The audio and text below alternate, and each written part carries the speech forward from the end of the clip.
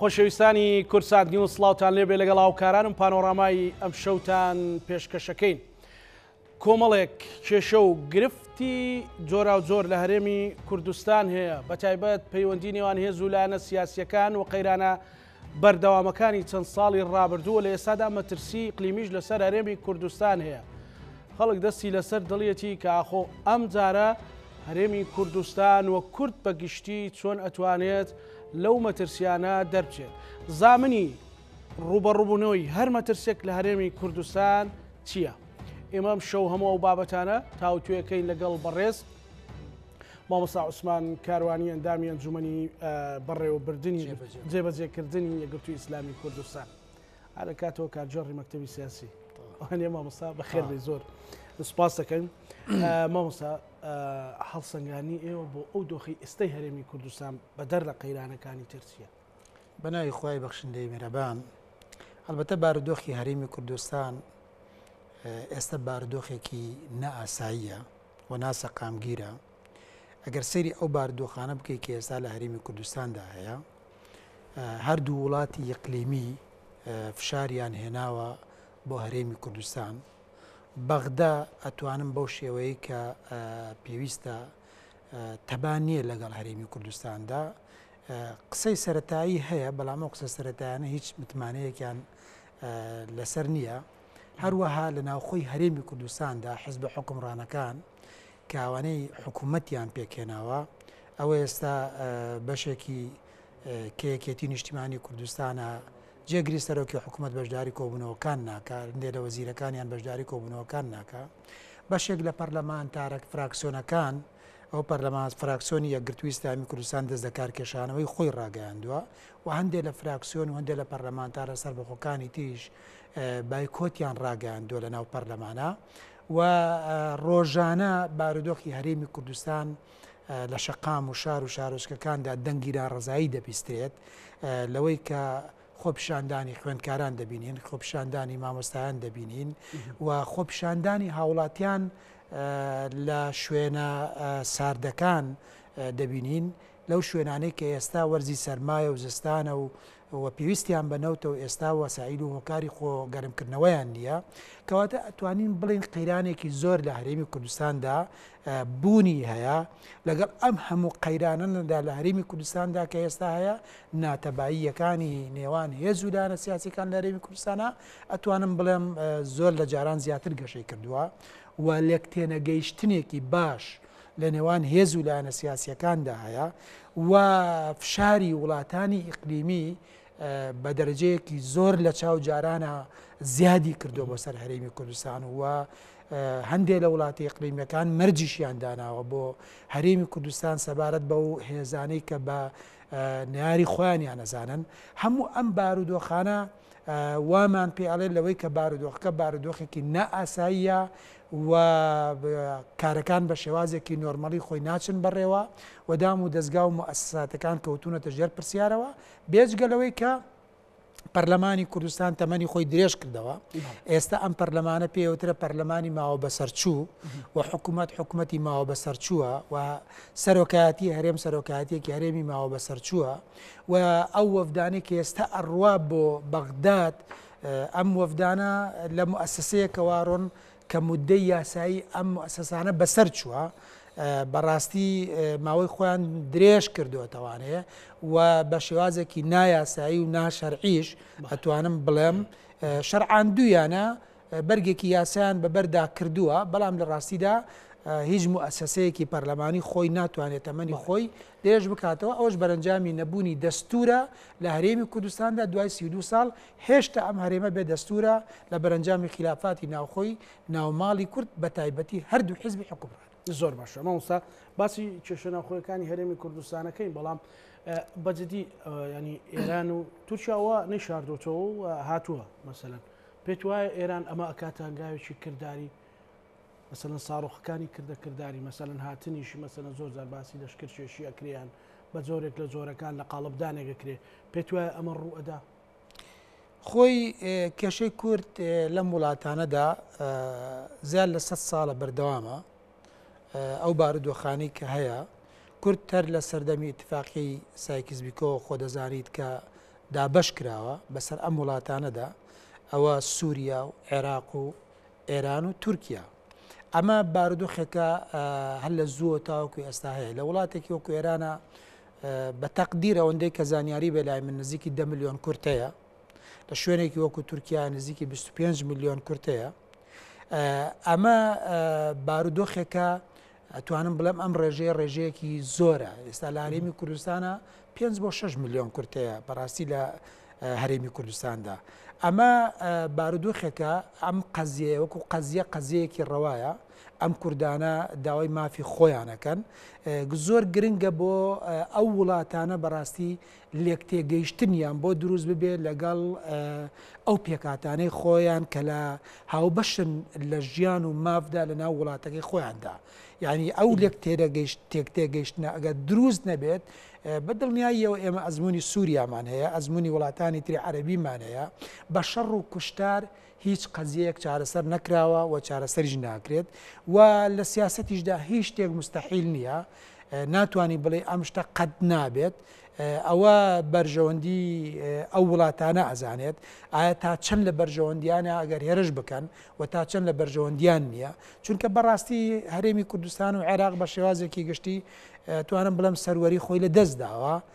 ناتوانێت پارێزگاری لە سنوورەکانی خۆی بکات، چونکە ئەگەر ئەمە بڵێ بیتوانێت پارێزگاری لە سنوورەکانی خۆی بکە، ئەگەر لە حاڵەتێکی وا شتێکی وا ڕووی بدایە ئەوە جەنگی نێودەوڵەتی دروست دەبوو. جەنگی نێودەوڵەتی دروست دەبوو. بەڵام لەبەر ئەوەی کە لە دوای ڕوخانی ڕژێمی عێراقەوانەیە حزبی بەعسەوە لەو کاتەوە کە ڕژێمی بەعس ئەڕوخێ لە 2023 هەتاوەکو ئێستا عێراق بۆتە مۆڵگەیەک بۆ دەستێوەردانی نێودەوڵەتی و ئیقلیمی و کار لەسەر تەواوکردنی یاریەکانی خۆیان ئەکەن لە ناو عێراق و هەرێمی کوردستاندا و هەموو ئەمانەش بە پێی جۆری پارێزگاریکردن لە بەرژەوەندیەکانی خۆیان دێنە ناو هەر وڵاتێکەوانێت لە بۆ هەر شوێنێک کە بزانن تحقیقی بەرژەوەندیەکانی خۆیانی تیابێت بە دڵنیایی ئەوەی ئێستا هەیە مەسەلەن تورکیا ئێران و تەنانەت ئێستا عێراق باز لەوە کە هێزی سوپای عراقی مەسەلەن لەسەر سنوورەکان بڵاو پێ بکە بۆی مەسەلەن کورد لێک جیا بکرێتەوە مەسەلەن لە ڕۆژهەڵات و باشوور مەسەلەن ناوچەکانی تر. پێت وایە ئەمە بیانووی بۆ نمونە تورکیا پەکەکەیە یان بیانووی ئێران دیموکرات و کۆمەڵە و هێزە معارەزەکانیەتی یان بەڕاستی وەکو ئەوەی کە بلاسخار کاتی خۆیوتی لە قاڵبدانی زیاتری ئیقلیمی هەرێمی کوردستان. من پێم وایە ئەم بارودۆخانێکە پەیوەست نییە زیاتر بە هێزە معارەزەکانەوە، پەیوەستە بەو کێشە 100 ساڵیەی ڕابردووی لە نێوان ئەم وڵاتانە و ئەم پێکاتانەیە کە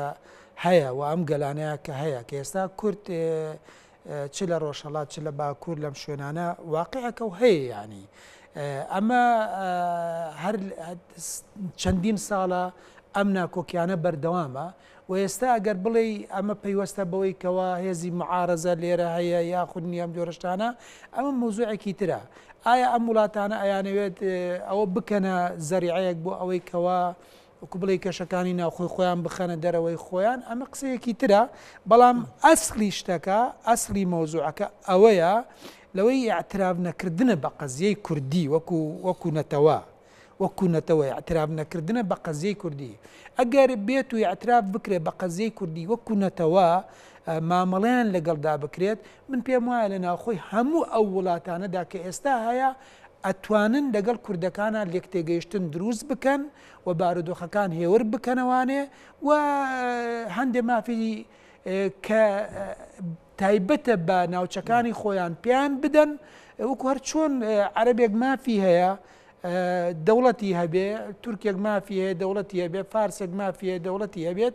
ئەو ڕازیە لە چوارچێوەی وڵاتەکەی خۆیدا بژی. بەڵام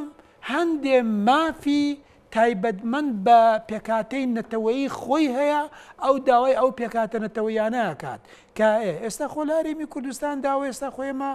هێشتا لەسەر عێراقین، ینی خۆ ئێمە وڵاتێکی سەر بەخۆ نین.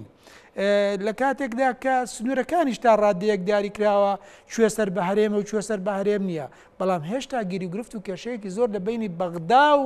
هەرێمی کوردستاندا هەیە. لەبەر ئەوەی ئەو حکومڕانی کە لە بەغدادا هەیە بەڕاستی لە ناچاریە ئەتراف بە وڵاتێکی بە هەرێمی کوردستانەکە. ئەمە بارودۆخەکانی کوردە، بەڵام هەموو ئەمانە بۆچی وای لێ هاتووە بەشێک سەرەوە مامۆستا بەڵام بەجددی مەترسی جموزۆڵی سەربازیان عملی لەسەر خاچێری کوردستان هەیە لێستا من پێم وتی لە سیاسەتدا هیچ شتێک مستەحیلات نییە کورد بارودۆخی خراپە ئێستا بارودۆخی زۆر خراپە بارودۆخی کورد لە هەرێمی کوردستاندا زۆر خراپە ئەزانی بۆچی زۆر خراپە لەبەرەوەی چونکە ئێستا هاونیشتیمانیەکانی هەرێمی کوردستان هاونیشتیمانیەکانی هەرێمی کوردستان لەوانەیە زۆر بەلایەنەوە ئاسایی بێ خۆشحاڵیش بن بەوەی کەوە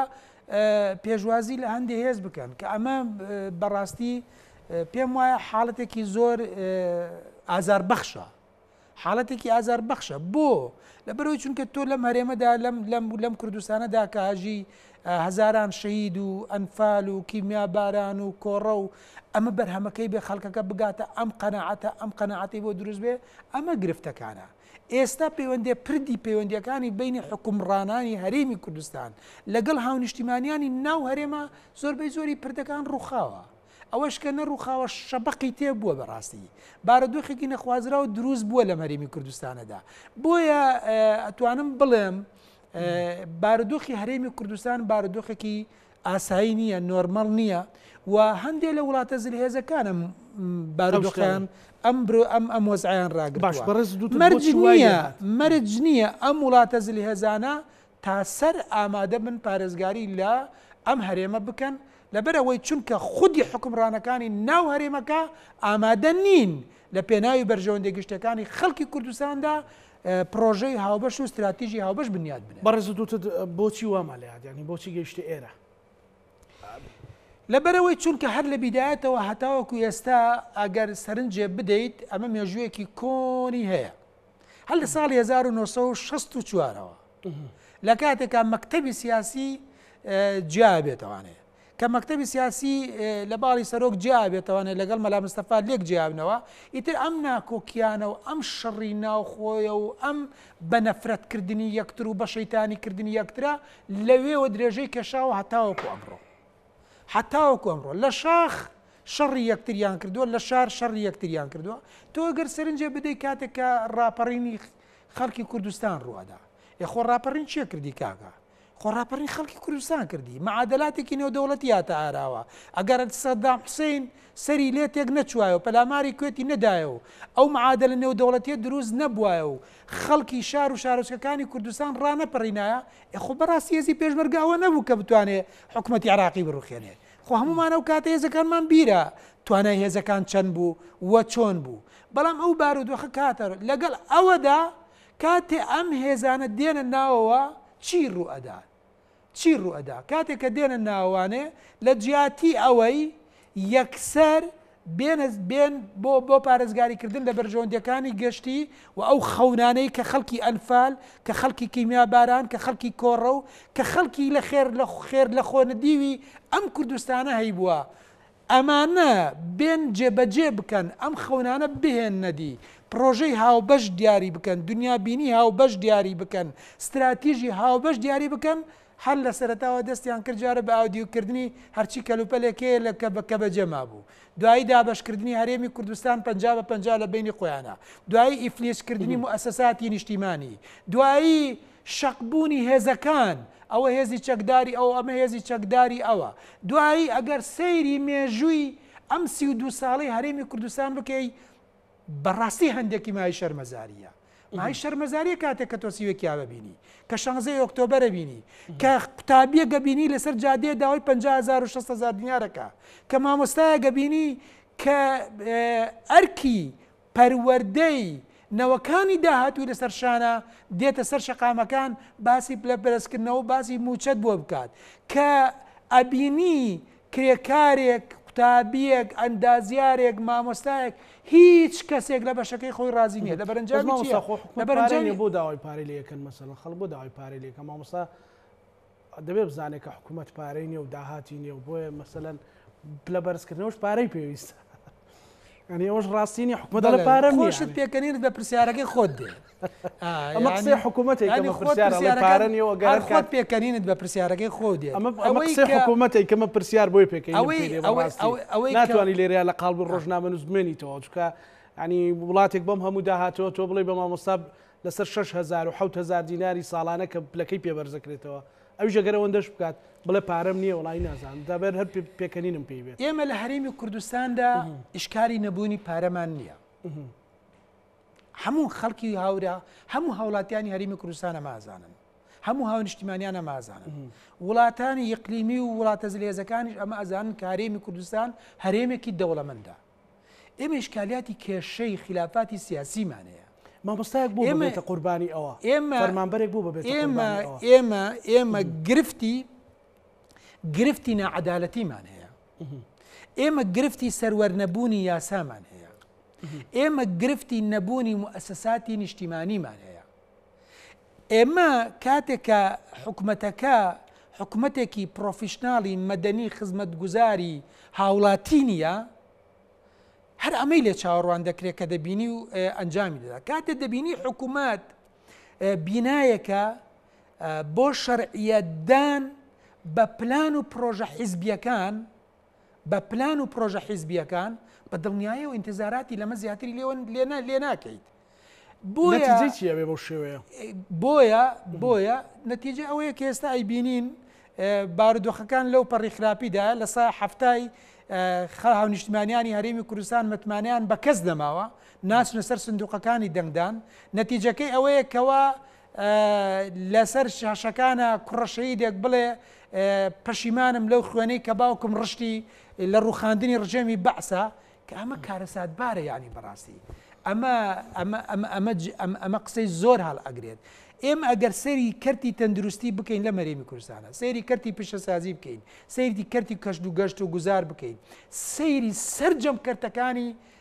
بکەین کە ئەم کەرتانە زەرورن گەشەیان هەبێت. ینی کوا بارودۆخ هەرێمی کوردستان لە ئەگەر بێتەوە یادت لە دەی حوتی 2019 ئەم جارەی ئەم کابینەیە حکوومەت لە بەردەمی پەرلەماندا سوێندی یاساییان خوارد. لە 52 بڕگەدا ئەو پرۆژانەی خۆیان عرض کرد لە ڕووی چاکسیازی و لە ڕووی دیموکراسی و لە ڕووی خزمەتگوزاری و لە ڕووی پەیوەندیەکان و لە ڕووی کارگەڕی و دارایی و لە ڕووی هەموو سێکتەرەکان 52 خاڵیان پێشکەش کرد وتیان بەخوا دنیاکەن بە شامی شەریف ئەم جارەیان. یعنی سیرێکی ئەوە حکوومەتەکە ئێستا بوو بە حکوومەتی ماوە بەسەرچوو خەڵک شتێکی نەبینی لەم حکومڕانیە خۆماڵیە کە ئازاری برینەکانی ڕابردووی پێبشکێت. شتێکی نەبرونە لە ڕووی چاکسازیەوە، بۆ نمونە لە ڕووی گەشەی دیموکراسیەوە، لە ڕووی گەشەی کەرتەکانەوانێ کە زەرورەتی ژیانن بۆ ئەم کۆمەڵگەی ئێمە. هاو نیشتیمانیانی هەرێمی کوردستان نایبینن. ئەوە تا ئێستا خلافاتی ئەنج دوو گیرفانی دوو بنەماڵەیی هەموو هەرێمی کوردستان باجی خلافی 5 کەسەدا لە ڕاستیە. سەرۆکی پارتی دیموکراتی کوردستان، سەرۆکی یەکێتی نیشتیمانی کوردستان، سەرۆکی حکوومەتی هەرێمی کوردستان، جێگری سەرۆکی حکوومەتی هەرێمی کوردستان، سەرۆکی هەرێمی کوردستان، هەموو خەڵکی کوردستان باجی خلافات و ناکۆکی ئەم 5 نەفەرە. باش ئەوانە لێن مەسەلەیەکی ئەڵێ کە ئەو ئێرە سزادراوە، ئەو دەڤەرە سزادراوە، ئابلۆقی خراوەتە سەر بە بەرنامە کارکراوە، حکوومەت یەک حکوومەت نییە، بۆیە ئەوە تا ئێستا مقاتعی ئەنجومەنی وەزیرانیان کردووە گەری شتی تریش دێتە پێشەوە کە ڕەنگە بەڕێزت بزانی مەسەلەن. ئەمە بەڕاستی کاتی ئەوە نییە کە بەڕاستی نقطەیەک دابنترێ مەسەلەن بەیەکێتیش و بە پارتیش بوترێ بەس مادام کە یەکێتی خۆی گەیشتە و قەنەعاتی بە پارتی بڵێ ستۆپ ئەو وەختە کە ستۆپ ئەو ستۆپە تەواو بوو ستۆپ بە ئەگەر کەم و کوڕێکێ بە یەکێتیش بکرێ. خۆی لە ڕاستیە من پێم وایە لەوەی کە هەردوو لایەن لە مەوزوعی کەمتەرخەمی داراییە، لە مەوزوعی ناعەدالەتیە، لە مەوزوعی سەروەرنەبوونی یاسایە هاوبەشی زۆریان هەیە. هاوبەشی زۆر ناشەفافبوونی داهات لە هەرێمی کوردستانە لە هەردوو لایە هەیە، ناعەدالەتی لە هەردوو لایە، سەروەرنەبوونی یاسا هەیە. ئەتوانی بڵی ڕێژەکە فەرقی هەیە لەبەر ئەوەی ڕێژەی داهاتەکە لەولا زیاترە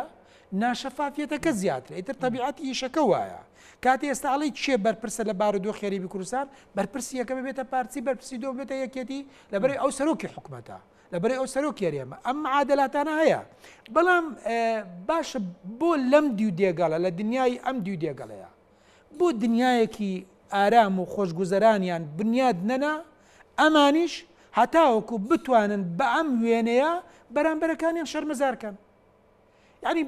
بۆ نەیانتوانی ئەمە بکەن. ئەی باشە ئێستا کە لە دوای 2009 بەردەوام ئێرە چەقی ململانەکان بۆ هەمیشە تۆپەکە لە هەولێرەوە لێرە یاری پێکراوە مەسەلەن هەمیشە مۆندیالە قەرەباڵەکە لێرە بووە مەسەلەن مزاهراتە ئۆپۆزیسیۆنە مێدیایە هەمووی لێرە بووە جا بە باش بوو بە خراپ بوو بێ ئەوەش ئەوە هۆکار نەبوو کە ئێرە ئەوەندەی تەرکیزی لەسەر ئەو ململانەیە ئەمە بوو بێنێتەوە سەر تەرکیزی سەر ململانەی ئاوادانکردنەوە ئەتوانی بڕێ ڕێژەیەکی زۆرتری لێرە بووە ڕێژەیەکی زۆرتری لێرە بووە چکە لە دۆکی شامزارە بووە لە هەودەی شامزارە بووە لە شار و شارۆچکەکان میم بووە یعنی مزاهرات بووە یعنی مزاهرات بووە خۆپیشاندان بووە ئەم شتانە بەڵام ئەگەر بڵێ ئەکسەریەتی لێرێ ئەوە قسەیە تەواوە زۆرینەی خۆپیشاندانەکان زۆرینەی بارودۆخەکان کە وەکو بڵێ فەرمانبەران و مامۆستایان و چین و توێژەکان دیانە سەر شقامەکان نەم دەبەرەیە فترێک لە هەولێر بیانیانەوت دەڤەری بایکۆت ئەمە قسەیەکی تەواوە بەڵام کاک زانە یعنی ئێستا بارودۆخەکەی هەرێمی کوردستان بارودۆخێکە خەڵکی ئەم هەرێمی کوردستانە ژیان نیوە کاکە حکومڕانیەکی ڕەشیدی ئەوێ ئەدی کاکە ئەم حکومڕانی ڕەشیدە لای چێ دەستمالکەوێ ئێمە هەتا ئێستا سەرکردەیەکی نیشتیوانی مان نییە لەناو حزب حکومڕانەکاندا نیمانە هەمویان سەرکردەی حزبین کاکە منطقیتیانە حزب تەدەخولات لە هەموو شتێکاکە حزب چۆنە بێ هێز بەرێ بۆ ناو دایرەی حکومی بچێ بۆ فەرم ئەگەر ئێمە حکوومەتی نەبێ حکومە دەم کاروبارانە بکە ئەگەر حکوومەت نین و هەر دیکۆرە کاکی ئەعلانی کەنەمە دیکۆرێکەوە هیچ نییە و ئەسڵ و ئەساسی نییە و بناغەکەی لەسەر تەپەتۆر بنیادراوە باش یعنی ئەمە واقعەکە لەبەر ئەوە لە هەرێمی کوردستاندا لە هەرێمی کوردستاندا ئەوەی کە هەیە چییە خەڵکی نیگەران کردووە یەکەم نائەدالەتیە دووەم سەروەرنەبوونی یاسایە سێم بادەردانی سەرۆت و سامانی گشتیە چوارەم لێنە پێچینەوەیە لە کەسانی گەنداڵ لە کەسانی مافیا ئاسا لەم هەرێمی کوردستانەیە یعنی بە دڵنیاییە و من پێ دەڵێم ئەمان لە هیچ لایەک ناتوانن موچەخۆری بندیوار چارەسەر بکەن من لە بەرپرسێکی باڵای ئەم هەرێمی کوردستانم پرسی وتم کاکە گیان زەحمەت نەبێت جەنابەت بڕیار بەدەستی ئێمە دنیای موچەخۆری بندیوارمان وتم موچەخۆری بندیوار ئەوە نا کە مرۆڤێکە و گوێ کورتی دوو پێیەوە هەیە و ڕوح لەبەرە و خانەوادەیەکی لەسەر نانی ئەو مەبڕە بەس ئەو ناوە وەهمیانەی کە هەیە کە بەس تەسکەرەیە مرۆڤەکە بوونی نییە مرۆڤەکە بوون بەڵە قوربان هەمووی ماوە بەڵە ماوە بەڵێ هیچی دەستکاری نەکراوە وتی نەخێر ناتوانین دەستکاری بکەین تم بۆ ناتوانانی دەستکاری بکەیت وتی لەبەرەوەی 1000 چەکداریە بەو 1000 دیفاع لەو بندیوارانەی تری خۆیەکە یعنی ئەوە لە منطقەی ئاکرێ ئەوانە خۆ سەرۆکی لیژنەی نەزاها بوو وابزانم کێ بوو کەوتی گوێ درێژی بندیواریشمانەیە لەو دەبەرە بیستی بێت گوێ درێژمان خستۆتە کارەوانێ بۆ هەندێک ناوچە سەختەکان کە سیارە بۆی دەرناچێ بۆ پاکردنەوەی کۆڵانەکان سیرەکەن نیوەی گوێ درێژەکان لە کارانیە نیوەی موچەی بندیواری وەرەگرن یعنی بارودۆخ گەشتۆتە ئەمە لەم هەرێمی کوردستانەدا یعنی بەڕاستی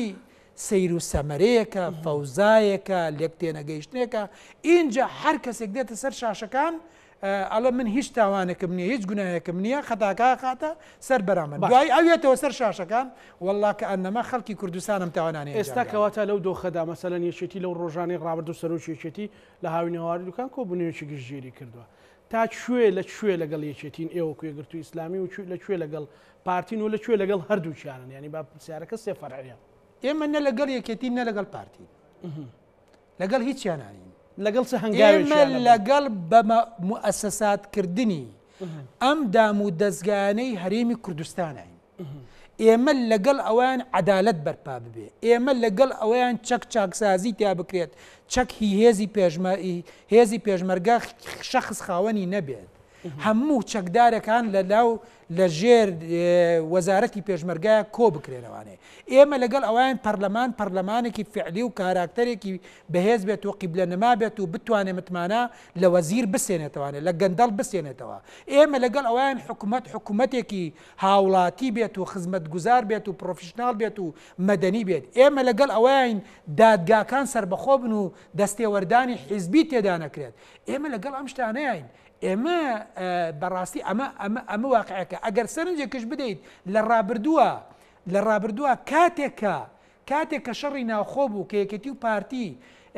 مناڵەکانیان بێنازە کرد ئێمە نازی بێنازەکانمان هەڵەگرت کاتێ دەستی وڵاتانی یقلیمیان ئەگرت ئێمە پڕۆژەی چاکسازیمان پێشکەش ئەکرد ئێمە بەم شێوەیە لە هەرێمی کوردستان و کاتێ لە بەغداش لە ناو مەجلیسی حکومدا بووین بە جەنابی ئەمینداری گشتی و هەموو ئەو مامۆستایانەی تر کە لەوێ بوون ئێمە حتاوەکو ئێستاش لە ناو مەجلیسی حکومە داواکاریەکی شخصی و حیزبی خۆمانمان نییە هەرچی شتێکمان کردوێ لە پێناوی بەرژەوەندێک شتەکانی خەڵکی کوردستانمان لەم پێناوەشدا شەیدماندا قوربانیماندا بارەگامان سووتە دێن شتی نەخوازراوە بەسەرماندا ئێستاش مەترسیتان لەسەر نیە لە دهۆک و هەولێر لە دهۆک بە تایبەتی کە پێگەتان لەوێ بەهێزە باز لەوەیە مەترسی چییە کاک زاناجی مەترسی ئەوەی کە بارگاکان لە سەرتاسەری کوردستانە مەترسی هەیە ئەزانین بۆچی مەترسی هەیە مەترسیەکە لەوەی کەوە کارەکان کاری یاسایی نین کاری سیاسین یعنی کاتێک کە قانون لە مەیدانەکان نامێنێت کە دادگا سربەخۆ نامێنێت کە عەدالەت نامێنێت کە تۆ منزومەیەکی دادوەری نابینیت لەوەی کەوە ئەگەر تۆ مەزڵوم بیت ئەو حەقی تۆ بسێنێتەوانێ لە هیچ کاتێکە هەست بە ئامان ناکەیت لە هیچ کاتێکە لەی شوێنی هەست بە ئامان ناکەیت چونکە تەدەخولاتی حیزبی هەیە ئێمە ئومێ دەکەین هەمومان بە ئارامی بەیەکەوە بژین ئێمە پرۆژەی هاوبەشمانە بێت پرۆژەی نیشتیمانیمانە بێت ئێمە خەڵکی ئەم کوردستانین هەمومان ئەبوایە ئێستا سەرقاڵی چارەسەرکردنی ئازاری پارچەکانی تر بووینایە نەک لە ناوخۆی خۆ ئەگەر لە شۆڕشی شاخ کاتی یەکێتی و پارتی لە شاخ بوون کاتی ئێزە چەکدارەکان لە شاخ بوون ئەگەر دیبلۆماتکارێکی بیانیان ببینایە سکاڵای خۆیان و باسی واقعی خۆیان و باسی کوردیان لەلا بکردا زۆر مین بوو بەلایەنەوە ئێستا هەردوو گلان دیبلۆماتکارەکان لە هەولێر کۆ دەکەنەوانێ گلەیی یەکتریان لەلا دەکەن ئەو پێی ئەڵێ ئەو تۆمەتبارە ئەوش بۆڵێ ئەو تۆمەتبارە یعنی بارودۆخەکانمان بزانە گەشتێتە کوێ مامۆستا سەلاحەدین بەهادین زۆر لە ماوەی ڕابردوودا مەسەلەن جیلی سەرۆک مام جەلال و کاک مەسعود و ئەوانەیە کاک نوشیروانوانێ زۆر هەوڵی تەباییەدا مەسەلەن بەس ئێستا هەستی پێەکەی مەسەلەن وەکو ڕۆژنامە نووسێک کە دیقەتە دەم لە لێدوانەکانی توند بووە و کەمێک ناومێدیشی پێوە دیارە پەیوەندی بەوە هەیە کە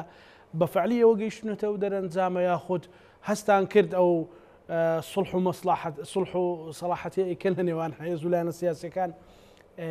پێزانینی بۆی نییە ئێمە لە ڕابردووە ئەگەر سەرنج بدەیت هەر لە 4 حیزبەکە و 7 حیزبەکە و ئیتر ئەو گروپی حیزبەکان لە ڕابردووە کاتێ لە شەڕی ناوخۆیە کە دروست بوو یەکێک بوون لەو هێزانەی کە هێزی ئاشتەوایی نێوان ناوماڵی کوردی بووین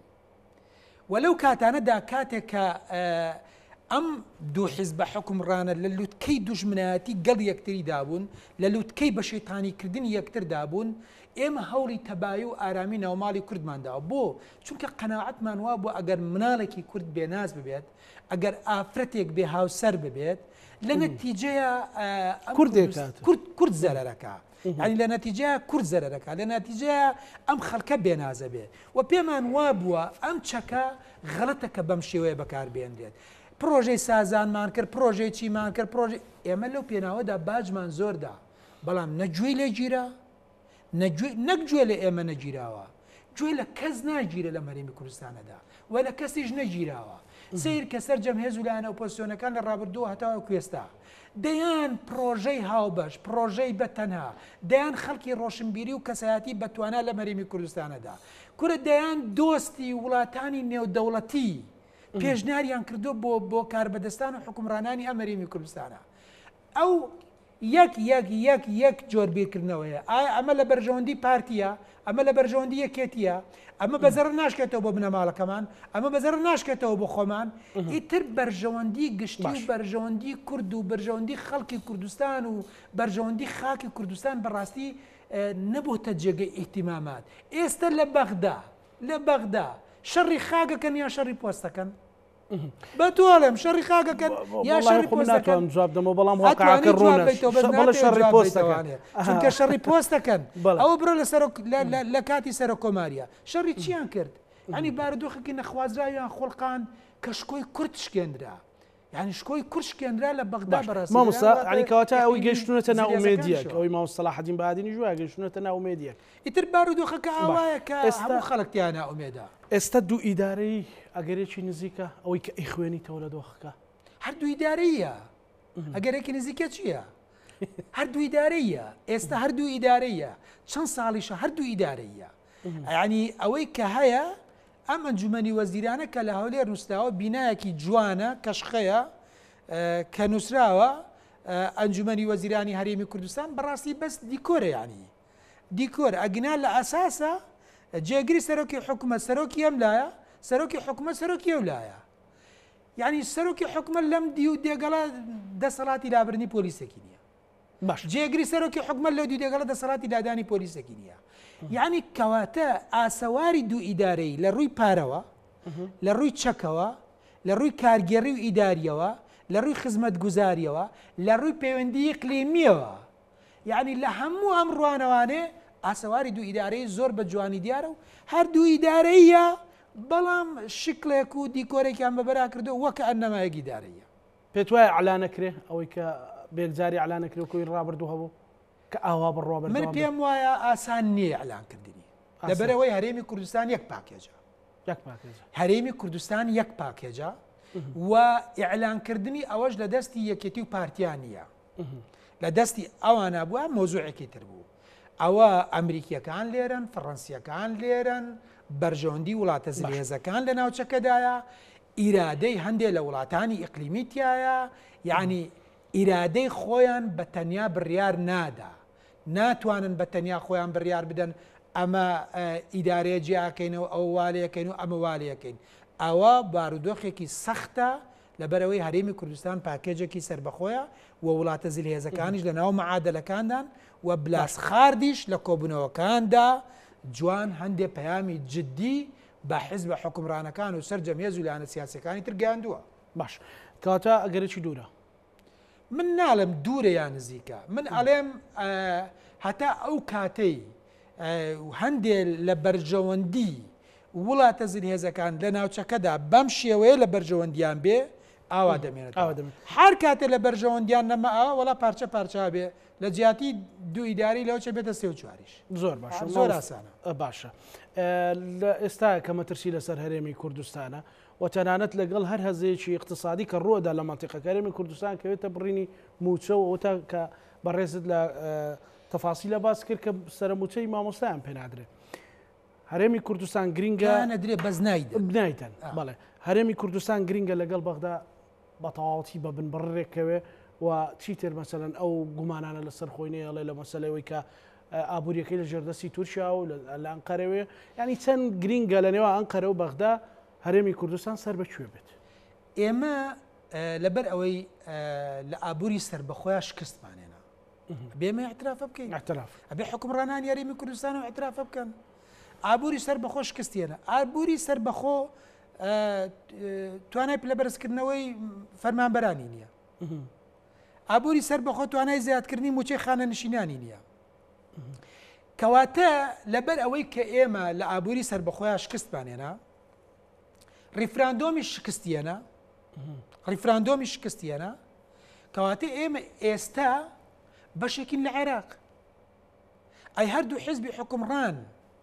منافەسان نەبوو لە بەغدا لە وەرەوەی کامیان وەزیری زیاتر بێت و کامیان ئینیان زیاتر بێ کەواتە ئەبێت تۆ لەگەڵ بەغدا ڕێکەوتنێکی کۆنکرێتی ئەنجام بدەیت ئەبێ ڕێکەوتنێکی کۆنکرێتی ئەنجام بدەیت ئەبێ ڕازگۆیانە هەم بەغدا بێتە پێشەوە هەم هەرێمی کوردستانیش بڕواتە پێشەوە ئەبێ ژمارەی فەرمانبەرانی هەرێمی کوردستان ژمارە ڕاستەقینەکەی تەسلیمی بەغدا بکرێت بۆی خەڵکی هەرێها فەرمانبەری ڕاستەقینە لە هەرێمی کوردستاندا باجی فەرمانبەری وەهمی نەدا کە حکومڕانانی هەرێمی کوردستان ئامادەنین تەسلیمی بکەن بەغداش لە بەرامبەری ئەوەدا استحقاقی دارایی هەرێمی کوردستان چییە لە دوای ئەوە ئامادە بێت تەسلیمی هەرێمی کوردستانی بکات بەڵام هەتاوەکو ئێستا ئەم ڕێکەوتنە ڕێکەوتنی کۆنکرێتی نییە و هەر ڕۆژ بەڕێکردنە حەپی پانادۆڵە کێشەکان وەک ئەوەی کە پێویستە ڕەگ و ڕیشەکەی بناسێنرێ وەسف بکرێت بەرپرسە باڵاکان نایانەوێت ئاوا کێشەکان وەسفکەن ئەیانەوێت بەو شێوەیە وەسفی بکەن کە خۆیان ئەیانەوێت بە خەڵکی بناسێنن مامۆستا ئەوانەی هەموو باست کرد بێگومان کاریگەری بێ لەسەر کۆمەڵگا و مەسەلەن پێکاتەی خێزان وانە ئەوە لە هەرێمی کوردستان چۆن ئەبینیت ئەوە بارودۆخێکی خراپتر لە هەموو ئەمانە خراپتر لەبەر ئەوەی ڕوو کۆمەڵایەتیەکە بارودۆخی کۆمەڵایەتی پەیوەندی کۆمەڵایەتی لە هەرێمی کوردستاندا پەیوەندیەکە ئەتوانم بڵێم سنتەری ئەم کۆمەڵگەی ڕاگرتووە یعنی ئێستا دین لە هەرێمی کوردستاندا کاتێک کە تۆ پرسەیەک دەبێ ئەوەی کە لە ماوەی ڕابردوو هەفتەی ڕابردوو بینیمان کە بینیمان ینی هەموو خەڵک نەبووە هەفتەی ڕابردوو بە بەردەوام ڕۆژانای بینینەمە ڕۆژانان پرسانە بینین سەیری ئەو بەدەمەوە هاتنی کۆمەلگەی کوردی چەند جوانە ئەنی ئەو بەدەمەوە هاتنە چەند جوانە کاتێک کە ئازارێگە بینی هاونیشتیمانیان خەڵکی ئاسایی ڕوحی هاوکاری ڕوحی تەبایی ڕوحی برایەتی زۆرتیایە سنتەری ئەمە چییە؟ سنتەری ئەمە ئەو پەیوەندیە بەهێزی ئەو پەیوەندی کۆمەڵایەتیانەیە کە لەناو کۆمەلگەی کوردی هەیە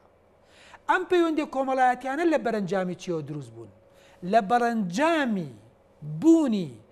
ڕیسالەیەکی پەیامداری ئاسمانی لە هەرێمی کوردستاندا کە بەڕاستی لە 95 خەڵکی هەرێمی کوردستان خۆی بە موسڵمان نەزانێت دین کاریگەری زۆری هەبووە یعنی ئێستا بۆ نمونە سیستمی حرام و حەڵال لە هەرێمی کوردستانە زۆر کاریگەری هەبووە لەسەر ئەوەی کە بارودۆخی هەرێمی کوردستان بارودۆخێکی ئارام بێ یعنی پیاوێکی دەوڵەمەند کاتی هەژارێک دراوسێتی ئەم هەژارە ناچێت پەلاماری بدا هەر لەبەر ئەوەی ماڵەکەی ئەو حرامە بە لەبەرەوەی ماڵەکەی سوودی گەورەمان لەو ڕیسالەیە باقسەکان لە ڕووی ترەوانێ خێزان لە کۆمەلگەی ئێمەیە ڕۆڵێکی زۆر گەورەی بینیوە ئەگەرچی ئێستا هەندێک موامەرات و هەندێک پلان هەیە بۆ لێک هەڵوەشاندنەوەی خێزان لە ناو کۆمەلگەی کوردیە کە هەر کەسێ بەمە هەڵبستێت خیانەتە بەرامبەر خیانەتکردنە بەرامبەر بە مێژووی ئەم کۆمەلگەیە بەرامبەر بە ئاینی ئەم کۆمەلگەیە بەرامبەر بە ڕەسەنایەتی ئەم کۆمەلگەیە چونکە بەڕاستی ئەگەر خێزان لەم کۆمەلگەی ئێمەیە لێک هەڵبوەشێت ئەو پەیوەندی کۆمەڵایەتیانەش کە هەیە نەمێنێت و بارودۆخی حکومڕانیەکەش بەم شێوەیە بێکایە ئەو بارودۆخەکە زیاتر تێگەچێت ئەنجا جارێ بە ناوی هاوڕەگەزبازیەوە و جارە بە ناوی جێندەرەوە و جارە بە ناوی پەروەردەی ئیسلامیەوە و جارە بە ناوی جۆراوجۆرەوە ئەیانەوێت دەست بۆ هەندێک لە پیرۆزیەکانی کۆمەلگەی کوردی برن کوڕە ئەمانە هێڵی سوورن کۆمەلگەی کوردی ئەگەر قبولی هەموو شتێک بکات قبولی ئەوە ناکە خەڵک تەدەخولات بکات لە ئەخلاقیە لە دینیە لە جۆری بیرکردنەوەی پەیامدارانەی خۆیدا پێت وایە لە هەرێمی کوردستان بە بەرنامە کارەکرێت بۆ هاوڕەگەزبازی پێم وایە بە بەرنامە کارەکرێت منەظەماتی ڕسمی ئیشی بۆ ئەکات پارەشی بۆ سەرفەکرێت بۆ هەموو ئەم شتانەی کە باسم لێوە کرد بەڵام ئەمە ئەبێ شتێک بێت بەرپرسانی هەرێمی کوردستان بەڕاستی ڕوبەڕووی بوەستنەوانێ ئەگەرچی خۆشبەختانە لە پەرلەمانی کوردستاندا لە ناو سەرجەم فراکسیۆنەکاندا فراکسیۆنی پارتی یەکیەتی یەکگرتوو کۆمەڵنەوەی نوێ دژایەتێکی باشی ئەمە هەبوو یعنی بۆ چونکە کۆمەلگەی کوردی بەدەر لە پەرلەمان و یاسا گەیشتەوەی زەنگێکی مەترسیدار لێ بدرێت بۆ لەبەرەوەی کۆمەلگەی کوردی لەبەری هەڵنەتەچێت قوربانگیان ئەمە ئەگەر درێژە بکێشێ ئەگەر ئیشی بۆ بکەن ئەگەر بە ناوی مافی جۆرا و جۆرەوانێ ئەمە مافی ئەو مافی ئەو ئەم جۆرەشتانە ئەبێ ماف چوارچێوەیەکی هەبێت کاتێک کە زیان ئەگەێنێ بە ئادابی گشتی کاتێک لە سوورەکان ئەبەزێنێت کاتێک کاریگەری لەسەر ئەخلاقیاتی کۆمەلگە دروست دەکات کاتێک کە گەورەترین کۆمەلگەی کوردی کۆمەڵکۆڵەکەی کۆمەلگەی کوردی کە خێزانە ئەوێ هەڵی بوەشێنێ ئەبێ ئەمە ستۆپێکی پێ بکرێ ئەبێ ڕابگیرێ دیارن یان شاراوێ ئەو دەستە مامۆستا قوربانگیان وەڵا زۆر باشکراییژەکەن دیاری شاراوی چییە ئەوە مەوزوعی هاوڕەگەز بازی خەڵک باشکرا ئێستا پشتیوانی لەکە لە ئاستی باڵایە بە ناوی مامۆستای زانکۆیە قسەی لەسەرەکات مەسئول قسەی لەسەرەکە شتیتر قسەی لەسەرەکە ئەمە بەڵام ئەقەلیەتێکی زۆر کەمە زۆر کەمە ینی شانی باسکردن نییە مۆندیال سیر ناکەی وانێ سریاری ناکەی واللهی من سەیری سەیری ناکەی بەڵام فۆکەسێکی گەورە لەسەر ئەو بابەتە هەبوو لە قەتەر مثلەن ئاڵای هاوڕەگەس خوازەکان مثلەن هەڵواسینی قەدەغە بوو لەگەڵ قەتەڕا بەریەکەوتنی زۆر هەبوو بەتایبەت لەلاەن هەڵبژاردە ئەوروپیەکان پێت وایە ئەمە پەتایەکی ترە ڕۆکاتە ڕۆژهەڵاتی ناوڕاست و بەتایبەتیش ئەو ناوچەیە وڵای یەکەم قەتەر جارە باسی قەتەرت کرد قەتەر بەرامبەر بە وڵاتانی ئەوروپا وێنەیەکی جوانی عالەمی ئیسلامی پێشکەش کرد چکە بەڕاستی ئەوەی کە لە قەتەرە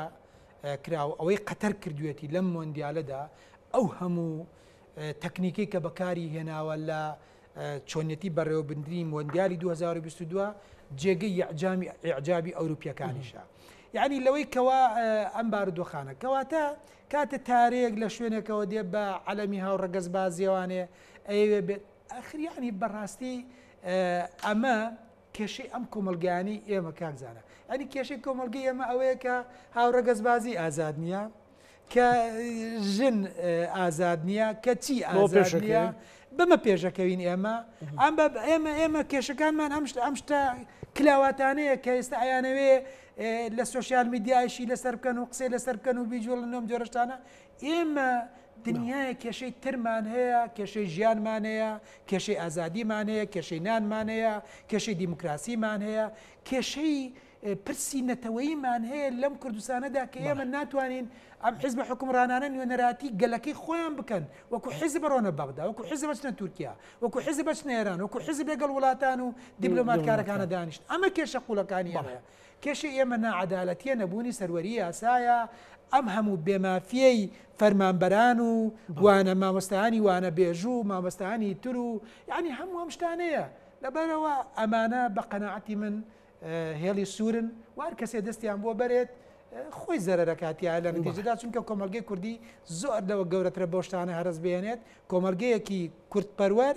و دینپەروەر و ئەخلاقاتێکی جوانی کللتوری کوردەواریە و دینێکی ملی لە ناو سەررجەم خێزانەکانە هەیە بە سەررجەم پێکاتە و سەررجەم حیزب و ئایدیاکانەوە کەلارێمی کوردستانە بێجگە لە تەبقەیەکی کەم کە خۆیان بە چەپ و ئەلمانی و بێدینە نزانن. زۆر سپاس بۆ بەڕێز مامۆستا عوسمان کاروانی ئەندامی ئەنجومەنی جێبەجێکردنی یەکگرتووی ئیسلامی کوردستان کاک عەلی چێ بردیەوە لە ئیسپانیا و ئەڵمانیا تا ئێستا تعادلن مامۆستا زۆر سپاس ئەو تیپەکانیش تعادلن بەڵکو ئێمەش لە ژیاندا لانی کەم بە تعادلی بێنەوە هاوسەنگی بپارێزین نەک بڵێن هی خۆم بۆ خۆمی تۆژە خۆم تۆر سەیری کە بزانە چۆنیە خۆم زۆر ئەو معادلێ واز بەڵێ زۆر سپاس بۆ بەڕێز مامۆستا عوسمان کاروانی بینەرانی خۆشەویست پانۆرامامان پێشکەشکردنەوە شەمولایەکتان ئەمانەتی خوای گەورە بن خواتان.